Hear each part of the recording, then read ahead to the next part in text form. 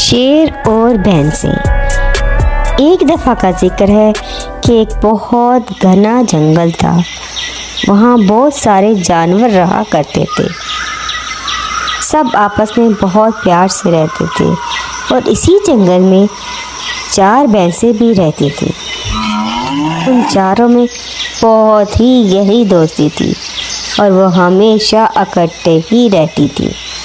جہاں کہیں بھی جاتی اکٹھی، کھاتی تو اکٹھی، چہل قدمی کرتی تو اکٹھی۔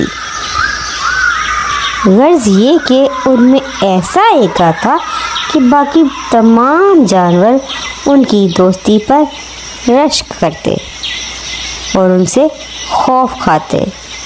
بھلا کیوں؟ کیونکہ اگر وہ ایک بھینس کو کچھ کہتے تو باقی سب بھی اس جانور سے لڑنے کو تیار ہو جاتی۔ اسی طرح دن اور رات گزر رہے تھے۔ تو بچوں، ان سب جانوروں میں 2 شیر بھی اسی جنگل میں رہتے تھے۔ وہ ہر وقت اسی طاق میں رہتے کہ کہیں انہیں یہ بھینسیں اکیلی کہیں نظر آ جائے اور وہ ان کے شکار کر لیں، پر انہیں کوئی موقع ہی نہیں مل رہا تھا۔ اس لیے وہ مایوس ہوئے جا رہے تھے اور کہتے، نہ ہی یہ کبھی اکیلی ہوں گی اور نہ ہی ہم انہیں کھا پائیں گے۔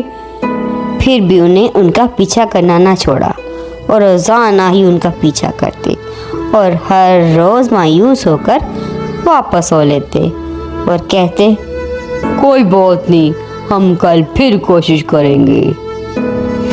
ایک دن یہ چاروں بھینسیں گھاس چر رہی تھیں تو انہوں میں سے ایک بولی، ارے دوستو سنو، میں نے سنا ہے کہ یہاں قریبی دوسرے میدان کی گھاس بہت زیادہ ہری بھری اور مزیدار ہے۔ کیوں نہ ہم اس میدان میں کسی دن چلیں؟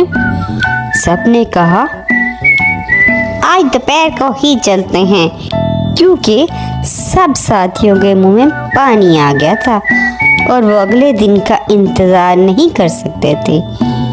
اس لیے یہ طے پایا کہ آج ہی چلتے ہیں۔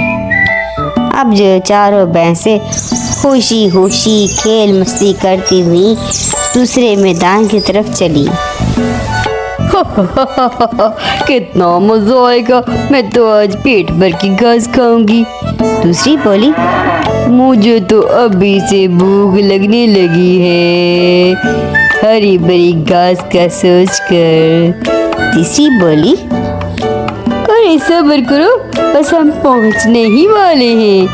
جیسے ہی وہ اس ہرے بھرے میدان میں پہنچی تو چوتھی بھینس ایک دوسری بھینس سے بولی، دوست تم یہاں کھڑی ہو کر پہرا دو اور ہم گھاس کھا لیں۔